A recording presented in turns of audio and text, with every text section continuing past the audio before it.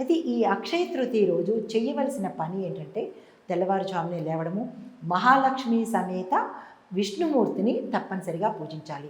ఉపవాసం అనేది తప్పనిసరిగా ఈరోజు ఉండాలి. ఆ రోజు ఉపవాస దీక్ష. ఎందుకంటే అక్షయ తృతీయ మనం వ్రతంగా చేసుకుంటాము. వ్రతము అంటే ఆచరించేది. ఆ రోజు పండగ నియమాలు ఎలాగైతే పాటిస్తామో ఆ పండగ నియమాలే చేయాలి. భూశయనం చేయాలి, భూమి మీద మాత్రమే పడుకోవాలి. దిండు కానీ ఇతరత్ర భోగభాగ్యాలు ఉండకూడదు.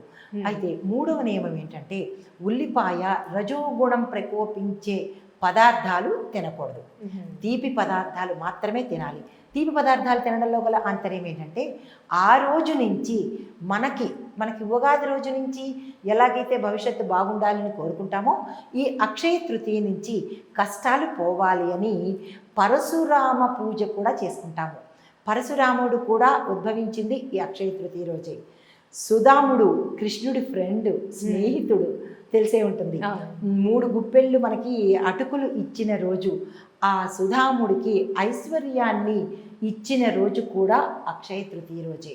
అంటే ఈ రోజు మనం ఏమి చేసినా అక్షయం అవుతుంది అని.